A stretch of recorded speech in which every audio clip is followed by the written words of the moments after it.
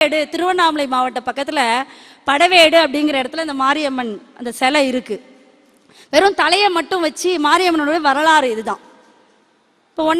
இப்போ முடிஞ்சு போச்சு. இப்போ என்ன ஆச்சு அப்படின்னா, கார்த்தவீரியன் அப்படின்னு ஒரு அரசன் இருக்கான். அவனுடைய குரு யாரு அப்படின்னா தத்தாத்திரேயர். இந்த கார்த்தவீரியனுடைய வரலாறே என்ன அப்படின்னா, ஒரு நாள் விஷ்ணு நல்லா தூங்கிக்கிட்டு இருக்காராம். நல்ல தூக்கத்துல இந்த சக்கரமும் சங்கும் சண்டை போட்டுக்குதான். சக்கரம் சொல்லிச்சான், நான் தான் பாரு எவ்வளோ பெரிய ஆள் தெரியுமா, என்னை விட்டுதான் எல்லாரையும் அழிக்கிறார் பகவான். சக்கரபாணின்னு என்னை வச்சுதான் பேரே வந்துச்சு அவருக்கு. நீ என்னத்துக்கு சங்கு? கடைசி காலத்துல ஒன்ன வச்சுதான் ஊதுறாங்க. போறவங்கள என்ன சொல்றான், சங்கு ஊதிட்டாங்களா நம்மளால தானே கேட்குறான், நீ எதுக்கு, ரொம்ப சாதாரண ஆள், நீ வேஸ்ட் அப்படின்னு. எதையுமே நான் முதலே சொன்ன மாதிரி இது தாழ்ந்தது இது உயர்ந்ததுன்னு சொல்லக்கூடாது. இந்த 5 விரலுக்குள்ள சண்டை வந்துருச்சான் ஒரு முறை. இதுல கட்ட விரல் சொல்லிச்சான், நான் இல்லைன்னா எந்த பத்திரப்பதிவும் நடக்காது, நான் கை நாட்டு வச்சாதான் எவ்வளோ பெரிய ஆள் தெரியுமா நான். உடனே ஆள் காட்டி விரல், யோ போயா, நான் விரலை காமிக்கலன்னா மனுஷனை சுட்டி காட்டவே முடியாது, ஆள் காட்டி விரல் நான் தான் பெருசு, இருக்கிறதுலே ஹைட்டு நான் தான், என்னை விட்டுட்டு நீங்க பாட்டுட்டு பேசிக்கிறீங்களே என்ன அர்த்தம் அப்படின்னு கேட்டுச்சான் நடு விரல். உங்களெல்லாம் நம்பி தங்கத்தை போடுறாங்களா, என்ன என் விரல்ல எல்லாத்துலயும் இருக்கும் அதனால இதை பார்க்க கூடாது, என்னை நம்பிதான் மோதிர விரல்னு நம்மால் சொல்றான், வேற எந்த விரலையாவது நம்பி தங்கம் போடுறாங்களா, நான் தான் பெருசு. இது நாலும் சேர்ந்து சுண்டு விரலை பார்த்து கிண்டல் பண்ணிச்சிக்கலாம். ஐயோ பாவம், நீ உயரமாவும் இல்லை, பத்திரப்பதிவுக்கும் லைக் போட மாட்டேன், ஆளையும் காட்ட மாட்டேன், மோதிரமும் போட முடியாது, நீ ரொம்ப பாவம் அப்படின்னோடனே சுண்டு விரல் போயிட்டு கடவுள்கிட்ட அழுதுச்சான். எல்லாருக்கும் ஒரு பெருமையை கொடுத்துருக்கிறியே, என்னை இப்படி ஏளனப்படுத்துற மாதிரி வச்சுட்டியே அப்படின்னுச்சான் சுண்டு விரல். அதுக்கு பெருமாள் சொன்னாராம், என்னை கும்பிடும் பொழுது இப்படி கை வச்சு கும்பிடும் பொழுது முதலில் இருக்கக்கூடிய விரல் நீதான், உன்னைத்தான் நான் முதலில் பார்த்து கொண்டிருக்கிறேன்னு சொல்லி பெருமாள் சொன்னாராம். எதையுமே ஏளனமா நினைக்க கூடாது. இப்போ சங்கு ஏளனமா சொன்னோடனே சங்குக்கு பயங்கரமா கோவம் வந்துருச்சான். இப்படித்தானே சொல்ற, உன்னுடைய ஆணவத்தினால நீ கார்த்தவீரியன் அப்படிங்கிறவனுக்கு உன்னுடைய தலைய வழியா பிறந்து நீ அழிஞ்சு போயிடுவோன்னு சாபம் விட்டுட்டு இருக்கு. இந்த கார்த்தவீரியன் அப்படிங்கிறவன் 1000 கைகளோட பிறந்தவன்னு சொல்லுவாங்க. அவருடைய குரு தத்தாத்திரேயர். ஒரு முறை என்ன ஆச்சா, அந்த சரஸ்வதி லக்ஷ்மி பார்வதி 3 பேரும் ஒன்னா, அந்த 3 பொம்பளைங்க சேர்ந்தாலே அங்க பிரச்சனை தான். அது என்ன பிரச்சனைனா, அடுத்ததான் 4வது ஒரு பொம்பளை பிள்ளை பத்தி தான் பேசிட்டு இருப்பாங்க. அது தேவ கடவுளுக்கும் அது விதி விலக்கல. 3 சேர்ந்து அனுசுயை அப்படிங்கிற ஒரு பொம்பளை பிள்ளைய பத்தி பேசிட்டு இருக்கிறாங்க. என்ன பேசுறாங்க, ஆமா என்ன எல்லாரும் பதிவிரதை பத்தினி அந்த அம்மா மாதிரி உலகத்திலே இல்லைன்னு பேசிக்கிறாங்களே, அவ்வளோ பெரிய விஷயமா அவரு. ஆமா, உடனே இன்னொரு பார்வதி சொல்றான், ஆமா நாரதர் கொண்டு போய் இரும்பு கடலையை கொடுத்தாரா, அந்த அம்மா சுண்டல் வச்சு கொடுத்துருச்சா. உடனே லக்ஷ்மி சொல்றாங்க, இந்த சத்தியவான் சாவித்திரி கதையில சூரியனை நிறுத்தினது இந்த அம்மா தான் பேசிக்கிறாங்க. அப்படி என்ன, நம்ம விட அந்த அம்மா பெரிய ஆளா போயிட்டாங்க. எப்பவுமே இன்னொரு பெண்ணுக்கு பெண்ணே பேராசை கொள்ளும் பேரழகும் நான் கண்ணதாசன். ஒரு பொம்பளையும் அடுத்த பொம்பளை அழகா இருக்கலாம்னு சொல்லிட மாட்டவே மாட்டாங்களே அவங்களுக்கு. ஆனா ஆம்பளை பசங்க, மச்சான் சூப்பரா ட்ரெஸ் பண்ணிருக்கடா அப்படின்னு சொல்லுவாங்களே ஒழிய, பொம்பளை பிள்ளைங்க ஏண்டி இன்னைக்கு பொட்டு ரொம்ப சின்னதா வச்சிட்டியே, ஏதாவது ஒரு சின்ன பிரச்சனையே தான் அங்கே சொல்ல, சின்ன அதில் இருக்கக்கூடிய ஏதாவது தப்பை தான் கண்டுபிடிப்பாங்க. ஆம்பளை பிள்ளைங்க மாதிரி இருக்க மாட்டாங்க. அதுக்காக ஒன்றும் பெருமையாக சொல்லிடலை, சில இயல்புகள் இப்படி அப்படி இருக்கும். அப்போது 3 பேரும் சேர்ந்து பயங்கரமாக, இது நடுவில் நாரதர் கழகத்துக்குன்னே இருக்கிறவர், இதெல்லாம் கம்மிமா, அவங்கள மாதிரி பதிவிரதையே நீங்கள் பார்க்கவே முடியாது அப்படின்னு அவர் வேற உசு பேத்தி விட்டுட்டாரா. அவங்கள எப்படியாவது நம்ம மாட்ட வைக்கணும், அப்படி என்ன நம்ம விட பெரிய ஆளு. 3 பேரும் சேர்ந்து அவங்கவுங்க கணவன் கிட்ட போறாங்க. 3 பேரும் சேர்ந்து வந்தாலே, முப்பெரும் தேவி வந்தாலே பயந்தானே. 3 பேரும் பாக்குறாங்க, என்ன விஷயம்னு தெரியலையே. ஆமா, எல்லாரும் அனுசுயை அத்திரி மகரிஷியினுடைய மனைவிய அவ்வளவு பதிவிரதைன்னு சொல்றாங்களே, என்ன அப்படி ஒன்றும், நீங்கள் 3 பேரும் போய் அவங்க கிட்ட பிச்சை இது சாப்பாடு போட சொல்லி கேளுங்க, பிச்சை கேளுங்க அதில் போய் எப்படி நம்ம கண்டுபிடிக்க முடியும். அவங்கள சாப்பாடு போடும்போது நிர்வாணத்தோட வந்து சாப்பாடு போடணும், ஆடை இல்லாமல் சாப்பாடு போடணும்னு கேளுங்க. அப்புறம் எப்படி அவள் பதிவறையாக இருக்க நாங்களும் பார்த்துடுறோம். என்ன ஒரு வில்லத்தனம் பாருங்க. இப்போ 3 பேரும் சேர்ந்து மனைவி சொல்லே மந்திரம். நம்ம ஆண்கள் அப்படிதான், தாய் சொல்லை தட்டாதேன்னுவாங்க, மனைவி சொல்லே மந்திரம், எதை கேட்கறதுன்னு கடைசி வரைக்குமே குழப்பமாவே வாழ்வாங்க. இப்போ இந்த சூழ்நிலையில் மனைவி சொல்லே மந்திரமா, உடனே 3 பேரும் இறங்கி வந்துட்டாங்க. உள்ளுக்குள்ள ஒரு பயம். ஏன்னா அத்திரி மகரிஷி மகா கோவக்கார். மகரிஷி அப்படின்ட்டாலே கோவக்கார் தான், அது யாரா இருந்தாலுமே. இந்த மனுஷன் ஏதாவது நம்மளே சபிச்சுட்டாருனா என்ன பண்றது? மனைவியை சீண்டனா கோவம் வருமா வராதா எந்த மனுஷனுக்குமே? என்ன பண்றது அப்படின்னு ஒரு பயத்தோடையே இருந்தாலும் இந்த மனைவி சொல்றதையும் கேட்டு ஆகணும். அதனால இறங்கி வந்துட்டாங்க. வந்து பிச்சாந்தேகி அப்படின்னு கேட்குறாங்க. இந்த அம்மாவும் உள்ளே போய் வாங்கன்னு உட்கார வச்சுட்டாங்க. அனுசூயை உட்கார வச்சுட்டு நான் சாப்பாடு எடுத்துகிட்டு வரேன்னு போகிறாங்க. ஒரு கண்டிஷன் என்ன? 3 பேருக்கும் ஆடலை. எப்படி கேட்கறது? இருந்தாலும் உடனே அப்படியே போகுது. லக்ஷ்மி பார்வதி சரஸ்வதியுடைய அந்த முகம் வருது, சும்மா விட மாட்டாளுங்க. அதனால கண்டிப்பாக கேட்கணும். இந்த மாதிரி சாப்பாடு போடும்போது ஒரு சின்ன கண்டிஷன் சொல்லுங்க அப்படின்றாங்க அந்த அம்மா. ஆடை இல்லாமல் தான் நீங்கள் சாப்பாடு போடணும். கொஞ்சம் சஞ்சலம் வருது அவங்களுக்கு மனசுக்குள்ள. ஐயோ என்ன இப்படி கேட்குறாங்களே, சாப்பாடும் நம்ம போட்டே ஆகணும், என்ன பண்ணுறது? சரின்ட்டு உள்ளே போயிட்டாங்க. அவங்க சாப்பாடு எடுத்துகிட்டு வராங்க. அவங்க காலை பார்க்கும்போதே அவங்க 3 பேரும் குழந்தையா மாறிட்டாங்களாம். இந்த 3 குழந்தைக்கும் இந்த அம்மா என்ன பண்ணுவாங்க? இனிமேல் பாயாசமாக கொடுக்க முடியும்? பச்சை குழந்தைக்கு என்ன கொடுப்பாங்க? பால். இந்த அம்மா தன்னுடைய பதிவிரதைத்தனத்தால் அவங்களுக்கு தாய்ப்பாலை கொடுத்து ஒரு சட்டையை போட்டு, அதெல்லாம் எங்கே வந்துச்சுன்னு கேட்கக்கூடாது, அதெல்லாம் வரும். சட்டையை போட்டு தூளியில் போட்டு தாலாட்டு பாடி ரொம்ப சந்தோஷமாக போச்சு. ஏன்னா பெருமாளுக்கு சிவனுக்கு அம்மா கிடையாதா, தாலாட்டே கேட்டது இல்லையா, அவருக்கு ரொம்ப சுகமாக போச்சு. அந்த தாலாட்டில் 3 பேரும் தூங்கிட்டாங்க. இப்போ இவங்க மேலே 3 பேரும் நம்ம வீட்டுக்காரங்க வருவாங்க. அந்த அம்மாவை பழி வாங்கிட்டாங்க, இனிமேல் நம்ம 3 பேர் தான் பதிவிரதைன்னு போற்றப்படுவோன்னு ரொம்ப சந்தோஷமாக இருக்காங்க. 1 நாள் ஆச்சு, 2 நாள் ஆச்சு, ஆளை காணும். நாரதருக்கு தான் எல்லா விஷயமும் தெரியும். அவர் தான் அதுக்கு மூல காரணமே அவர் தானே. கூப்பிட்றாங்க. போயிட்டு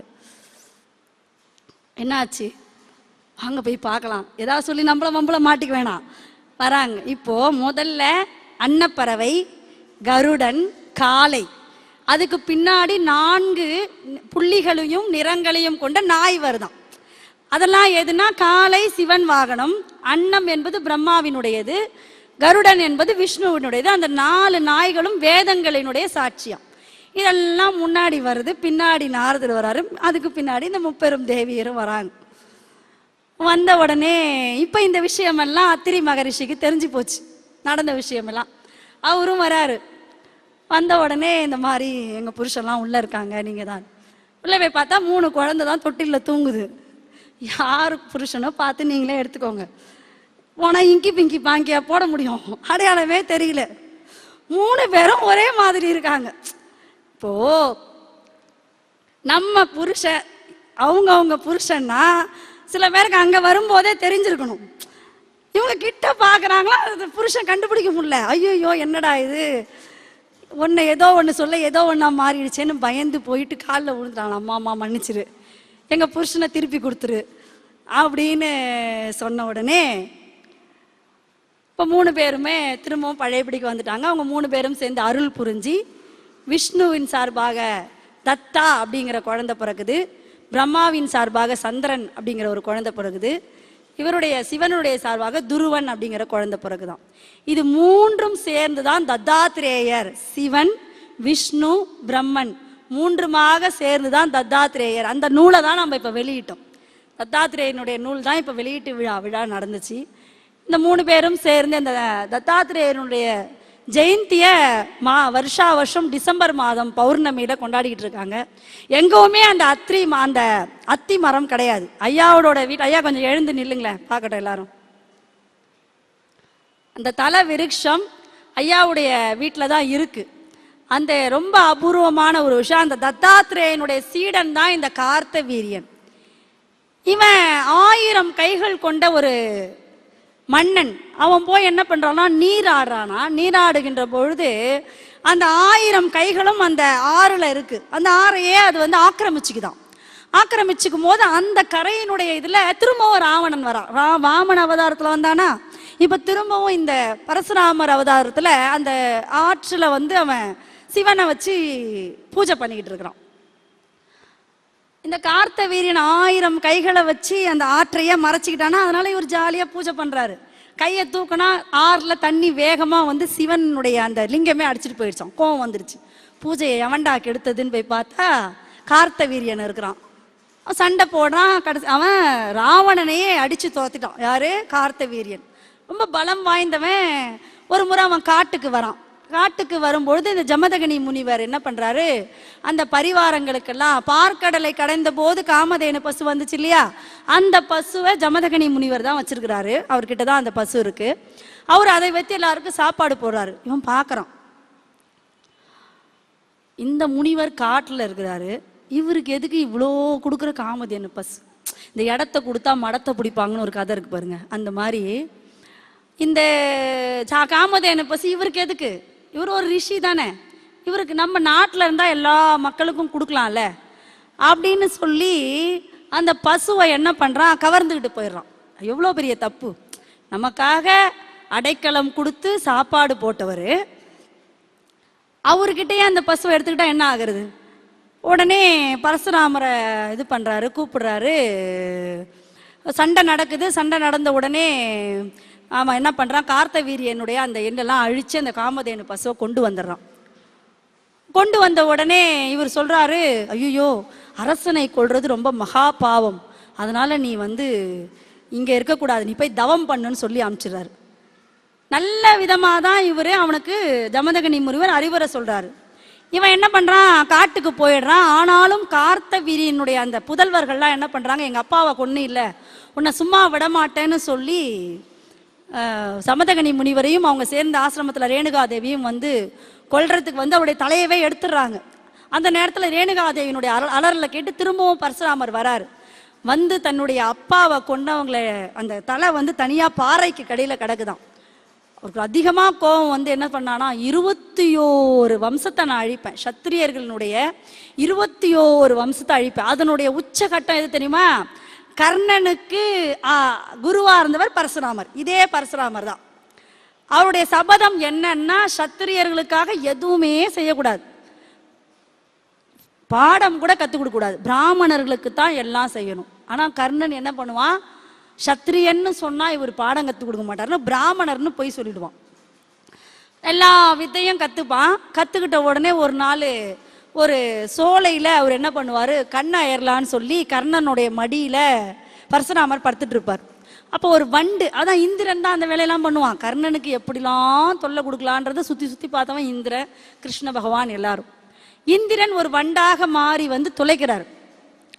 தொலைச்ச உடனே ரத்தமாக வருது. திடீர்னு பரசுராமர் என்னடா ஈரமாக இருக்குது அப்படின்னு எழுந்து பார்த்தா அவருடைய தொடையில் ரத்தமா. உடனே பார்த்துட்டு அவரு, ஒரு பிராமணனால இவ்வளோ வலியை தாங்க முடியாது, ரொம்ப மென்மையானவர்கள் பிராமணர்கள், அப்போ நீ சத்திரியனா இருக்கணும், நீ சத்திரியனா இருந்தால் மட்டும்தான். அந்த காலத்துலலாம் பார்த்தீங்கன்னா குருவுக்காக என்ன வேணா பண்ணுவாங்க பசங்க. இதுவே இந்த காலமாக இருக்கிற ஒரு குருவோட மடியில் ஒரு ஆசிரியர் வந்து ஒரு பையனோட மடியில் படுத்துட்டு இருந்தாராம். அதே மாதிரி ஒரு சுச்சுவேஷனை சொல்கிறார் வாத்தியார். டேய் இதே மாதிரி நான் படுத்துட்டு இருக்கிறேன், எனக்கு வண்டு வந்து அதே மாதிரி தொலைச்சிதுன்னா நீ என்னடா பண்ணுவேன்னு கேட்டிருக்காரு. இந்த பாடத்தை எடுக்கும் போது இந்த மாதிரிலாம் சந்தேகம் வரக்கூடாதான் அவருக்கு வந்துருச்சு. அதுக்கு நானும் எழுப்பவே மாட்டேன் குரு, உங்களை எவ்வளவு ரத்தம் வந்தாலும் அப்படியே இருப்பேன். கர்ணன் செத்து போலடா, உன் வடிவத்தில் இன்னும் உயிரோட தான் இருக்கிறான் அப்படின்னாராம். அதெல்லாம் ஒன்றும் இல்லை, எழுந்தா திரும்பவும் நீங்கள் பாடம் நடத்துவீங்க, அதுக்கு பேசாமல் இந்த வழியே பரவாயில்ல அப்படின்னாலும். இந்த மாதிரியான பிள்ளைகள் இப்போ இருக்கிறவங்க அவர் உடனே சபிச்சிட்டாரு அப்படின்னு அந்தனுடைய இதுதான் சத்திரியர்களுக்கு எதுவுமே நான் செய்ய மாட்டேன். அதே மாதிரி 21 வம்சத்தை அழிச்சாராம். அதுல தப்பி பொழைச்சி வந்தது ரகுவம்சம். அந்த ரகுவம்சத்துல வந்தவர் தான் தசரதர். தசரதரோட பிள்ளை தான் ராமர். தசரதருடைய இது வரும்பொழுது நிறைய செய்திகளை ராமாயணத்துக்கும் மகாபாரதத்துக்கும் சொல்லுவாங்க. அதாவது மண்ணாசை கூடாதுன்னு சொன்னது மகாபாரதம், பெண்ணாசை கூடாதுன்னு சொன்னது ராமாயணம். சொத்துக்களுக்காக சொந்தங்களை துறந்தது ராமாயணம், சொத்துக்களுக்காக சொந்தங்களை துறந்தது ராமாயணம், சொத்துக்களுக்காக சொந்தங்களையே அடித்தது மகாபாரதம். நிறைய செய்திகள் சொல்லுவாங்க. இதில் முக்கியமாக பார்த்தீங்கன்னா நிறைய விஷயங்கள் நுட்பமாக இருக்கும் ராமாயணத்தில். தசரதன் காட்டுக்கு வேட்டையாட போகிறான். அப்போ அவனுக்கு பையன் கிடையாது. வேட்டையாடிக்கிட்டு யானை வேட்டைக்கு அவன் போகிறான். போனப்ப ஒரு தண்ணீர் துறையில் யானை தண்ணி குடிக்கிற சத்தம் கேட்டுச்சான். உடனே வில்லை எடுத்து விட்டான். யானையினுடைய பிளிரல் கேட்கலையா, ஒரு குழந்தையினுடைய அலறல் கேட்டுச்சான். ஐயோ என்னடா இது அப்படின்னு சொல்லி அப்படியே வேகமாக போய் பதறி போய் பார்த்துருக்குறான். ஒரு குழந்தை தண்ணி மொண்டுகிட்டு இருந்த சத்தம் யானை தண்ணி குடிக்கிற மாதிரி இருந்திருக்கு. அப்படியே அந்த பிள்ளையை தூக்கி மடியில் வச்சு, ஐயோ கண்ணே எனக்கு தெரியாமல் பண்ணிட்டேன்னு அழ ஆரம்பித்த உடனே அந்த பிள்ளை, நீ இப்போ அழறதுக்கெலாம் நேரம் இல்லைங்க, என்னுடைய பேர் சிரவணன், எங்கள் தாய்க்கும் தந்தைக்கும் கண்ணு தெரியாது, அவங்கள நான் எல்லா ஊருக்கும் கூட்டிகிட்டு வந்தேன், எல்லா கோயில்களுக்கும் கூட்டிகிட்டு வந்தேன். காவடின்னு சொல்லுவாங்க. முதல்ல காவடியை கட்டினது அவன் தான். இந்த பக்கம் அப்பா, இந்த பக்கம் அம்மா உட்கார வச்சுட்டு நான் எடுத்துகிட்டு வந்தேன். அவங்க தண்ணீர் தாகமாக இருக்குன்னு கேட்டாங்க. அதை நான் எடுக்கிறதுக்காக என்னுடைய நிலைமை இப்படி ஆயிடுச்சு, நீங்கள் கவலைப்படாதீங்க, இந்த தண்ணியை மட்டும் எங்கள் அப்பா அம்மாட்ட கொடுத்துருங்க. சாகிற நேரத்துலையும் பாருங்கள் அப்பா அம்மாவுக்கு தண்ணி கொடுக்கணும்னு அவன் உடனே கொண்டு போகிறாரு. எப்பவுமே நீங்கள் பாருங்கள், ஃபிசிக்கலி டிசேபிள்டுன்னு சொல்கிறோம்ல, இந்த கண்ணு தெரியாது, விஷுவலி சேலஞ்சுன்னு சொல்லுவோம், கண்ணு தெரியாதவங்களை, அவங்களுக்கு இருக்கக்கூடிய அறிவு யாருக்குமே இருக்காதுங்க. நுகர்ந்தே இந்தந்த விஷயம் இப்படி இப்படின்னு கரெக்டாக சொல்லுவாங்க. அவ்வளவு ஷார்ப்பாக இருப்பாங்க அந்த ஃபிசிக்கலி விஷுவலி சேலஞ்சு பர்சன்ஸ். அந்த மாதிரி அந்த 2 பேருமே கண்ணு தெரியாத அந்த அப்பா அம்மா நடந்து வர வச்சு, என் மகன் வரல, வேற யாரோ வராங்கன்னு தெரிஞ்சு யாரு அப்படின்னு கேட்குறாங்க. நான் இந்த தசரத மகா சக்கரவர்த்தி, அயோத்தியோட ராஜா. சரி இருக்கட்டும், என்ன விஷயம், நாங்கள் தண்ணி குடிங்க. ஏன் என் பையன் எங்கே போனால் நீங்கள் தண்ணி கொடுக்குறீங்க? நீங்கள் முதல்ல தண்ணியை குடிங்க, நான் சொல்கிறேன். என் பையன் எங்கே? அவன் உண்மையை சொல்லிடுறான். அந்த மாதிரி நான் தெரியாமல் யானைன்னு நினச்சிட்டு அவன் மேலே அம்பு போட்டுட்டேங்க அப்படின்னு. உடனே அவங்க ரொம்ப துடிச்சு சாபம் விட்டுடுறாங்க. எப்படி என் மகன் இறந்துட்டான்னு, என்னை விட்டு போயிட்டான்னு கேட்ட செய்தியை நான் கேட்டு துடிச்சு சாகிறனோ, அதே மாதிரி உன் மகன் உன்னை விட்டு பிரியும் போது நீ துடிச்சு சாவ. அவ்வளோ சந்தோஷப்பட்டான் நான் தசரதன். என்னடா இது, சாபம் கொடுத்து சந்தோஷப்பட்டானேன்னு உங்களுக்கு ஒரு ஆச்சரியம் இருக்கலாம். என்னன்னா, அது வரைக்கும் அவனுக்கு குழந்தை இல்லை. இப்போ ரிஷிகளினுடைய சாபம் எப்பவுமே பலிக்கும். அப்போ கண்டிப்பாக எனக்கு குழந்தை பிறக்கும். அப்பா அவனுக்கு ஒரு பெரிய சந்தோஷம். உடனே புத்திர யோகம் செய்யறான். அதில் அக்னி தேவன் என்ன பண்ணுறாரு, பாயாசம் கொண்டு கொடுக்குறாரு. எப்பவுமே இவனுக்கு 3 மனைவி, கௌசலை, கைகேயி, சுமித்திரையை சட்டை பண்ணவே மாட்டான் இவன். இவங்க 2 பேர் தான் பட்டத்து ராணிகள். அது மாதிரியே தான் இவனுடைய சுபாவம் இருக்குமா. அந்த 2 பாயாசத்தையும் கௌசலைக்கும் கைகேயிக்கும் மட்டும் கொடுத்துட்டான். இப்போ அவள் பாவமாக பார்க்குறா. யாரு? சுமித்திரை. உடனே கோசலைச்சே, அவளும் தானே ஒரு மனைவி அப்படின்னு சொல்லிட்டு தாங்கிட்ட இருந்த பாயாசத்தில் கொஞ்சம் கொடுத்துட்டான். உடனே கைகையை பார்த்தா, அக்கா மட்டும் கொடுத்துட்டாள, நம்ம கொடுக்கலன்னு அவள் கொஞ்சம் கொடுத்துட்டாளாம். இப்போ அவளுடைய நன்றி கடனுக்காக லக்ஷ்மணன் பிறந்தான், ராமனுடையே இருப்பான். கைகையினுடைய நன்றி கடனுக்காக சத்ருகனன் பிறந்துட்டான். இலங்கையில தான் ஒரு நதியில சீதை கிடைப்பாளாம். கிடைக்கும் பொழுது ராவணன் தான் அதை தூக்குறான். முதல்ல தூக்குறது ராவணன் தான். ஒரு அசிரீரி வருதான், டே இந்த பொம்பளை பிள்ளையால தான் உனக்கு பிரச்சனையே வரப்போகுதுன்னு. உடனே என்ன பண்ணிட்டான், படால்னு நதியில விட்டு அமிச்சிட்டான். அது மிதிலையில போய் ஜனகன் கிட்ட சேர்றா. சீதை பந்து விளையாடிக்கிட்டே இருக்காளாம். அந்த பந்து சிவதனுசுக்கு கீழே போய் விழுந்துருச்சான். அதை என்ன பண்ணாலும் அந்த சிவதனுசை தூக்கி அப்படியே அழகா போட்டாலாம். ஜனகன் பார்க்கலாம், ஐயோ இது எவ்வளோ பெரிய வெயிட்டு, இதை இந்த பொண்ணு ஒரே கையில தூக்கி போட்டுடுச்சே. அப்போ இதை உடைக்கிறவனுக்கு தான் இந்த பொண்ணை கல்யாணம் பண்ணி கொடுக்கணும். காளையை அடக்கினாதான் கல்யாணம்னு அந்த காலத்துலலாம். ஏன் அப்படின்னா அவங்க வீட்டு பொண்ணை பற்றி தெரியும், அது ஒரு அடங்காப்பிடாரி. காளையை அடக்கிறவனால தான் அதை அடக்க முடியும். இப்போ வேற காளையவே இந்த அடக்கிறானே, நம்ம பொம்பளை பிள்ளை என்ன பாடுபடுத்துவானோ அதை விட்டுட்டாங்க. இப்போ இவன் என்ன நினைச்சானா, இந்த சிவதனுசை இப்படி ஒரு கையாலே தூக்கி போட்டுடுச்சா இந்த பிள்ளை. அப்போ இதை எவன் வளைக்கிறானோ அவனுக்கு தான் இவளை கல்யாணம் பண்ணி வைக்கணும். அப்போ அதை வளைச்சிட்டான், அடக்கிட்டான், எல்லாம் முடிஞ்சு போச்சு. கைகை வரம் வாங்கிட்டா, காட்டுக்கு போயாச்சு. காட்டில் தான் அவருடைய அவதாரத்தினுடைய சிறப்புகள் எவ்வளோ வருது அப்படின்னா, எல்லா உயிர்களையும் சமமா நினைப்பார் பகவான். அதனால தான் குகனோடு ஐவரானோம், குன்று சூழ் மகனோடு அறுவரானோம், உன்னை அந்த ராவணனுடைய தம்பியோட அறுவரானோர். அதாவது ஒரு கரடி இனத்தை சேர்ந்தவன், ஒரு குரங்கினத்தை சார்ந்தவன் யாரு, சுக்ரீவனோடு அறுவரானோன்னு சொல்லுவாரு, ஐவரானோன்னு சொல்லுவாரு, அறுவரானோன்னு சொல்லுவாரு. ஒரு அரக்கர் இனத்தோட எழுவரானோன்னு சொல்லுவார். புதல்வரால் பொழிந்தான் எந்தை, குழந்தையே இல்லான்னு இருந்தாயா, இப்போ எக்கச்சக்க பையன் ஆயிடுச்சு. ஆனா அதை பார்க்கறதுக்கு தான் எங்க அப்பாவை கொடுத்து வைக்கல. எல்லா உயிர்களையும் தன்னோட சேர்த்துக்கிட்டான். அதாவது என்ன காரணம் அதுக்குன்னா, ஒருத்தன் அப்பா பேச்சை கேட்டான்னா அவனுக்கு மனிதர்கள் மட்டுமல்ல விலங்குகள் கூட அவனுடைய பேச்சை கேட்டு அவன் பின்னால் நடப்பார்கள் அப்படின்னு சொல்றதுக்காக. இப்ப நீங்க இதை பிள்ளைங்கிட்ட சொல்லி பாருங்க, அப்பா பேச்சை கேட்டா காட்டுல சுத்தணுங்கிறது தான் மேடம் விதிங்கிறான். அதனால எல்லாத்தையும் மாத்தி பார்க்கக்கூடிய அந்த மனோபாவம். இப்போ ராவணனை சீதையை சூர்பனகை மூலமா எடுத்துட்டு போய் அந்த வேலையெல்லாம் முடிச்சு ராவணனை வதம் பண்ணப்போ ராமர் ரொம்ப கவலைப்பட்டாராம். ஏன் அப்படின்னா, தன்னை சரணடைந்தவர்களுக்கு முக்தி கொடுக்கறது தான் ஒரு பகவானுடைய வேலை. ஆனா எந்த இதுவுமே இல்லாம நிர்கதியா நிற்பான் ராவணனை. இன்று போய் நாளை வான்னு சொல்லுவார். அப்படி நிர்கதியா நின்று அந்த ராவணனை வதம் பண்ண வேண்டிய ஒரு நிலைமை வந்துருச்சேன்னு ரொம்ப கவலைப்பட்டாராம். இந்த ராமரும் பரசுராமரும் எங்க சந்திச்சுக்கிட்டாங்க அப்படின்னா, சிவதனுசை முடிச்சுட்டு யார் வர்றது அப்படின்னா, ராமர் வராரு, எதிர்க்க பரசுராமர் வராராம். ரொம்ப நீ கர்வப்படாத, சிவதனுசை நான் உடைச்சிட்டேன்னு சொல்லி, என்கிட்ட இருக்கிறது விஷ்ணு தனுசு, இந்த தனுசை நீ உட பார்க்கலாம் அப்படின்னு சொன்னப்ப அதையும் உடைச்சிட்ட உடனே பரசுராமர் வந்து, உன்னுடைய இனத்தோட நான் சத்திரியர்களை அழிக்கிறேன் அப்படிங்கிற அந்த சபதத்தையே வாபஸ் வாங்கிக்கிறேன் அப்படின்னு சொல்லி இன்னமும் பரசுராமர் வாழ்ந்துகிட்டு இருக்காரு. அது அந்த கிருஷ்ணருடைய அவதாரமே முடிஞ்சிச்சுன்னு சொல்லுவாங்க. ஆனா பரசுராமருடைய அவதாரம் இன்னமும் பர்வத மலைகள்ல வாழுது அப்படின்னு சொல்லக்கூடிய ஒரு விஷயம். இப்ப அடுத்த 2 அவதாரம் எது சந்திச்சுக்குதுன்னா, பலராமரும் கிருஷ்ணரும். அதுவாது எப்பயோ ஒரு இடத்துல இது வந்து அண்ணன் தம்பியாவே பிறந்தது. வசுதேவருக்கு 2 மனைவி, ஒன்னு தேவகி, இன்னொன்னு ரோகிணி. முதல் மனைவி ரோகிணி, 2வது மனைவி தேவகி. வசுதேவருக்கும் தேவகிக்கும் திருமணம் பண்ணிக்கிட்டு போறாங்க.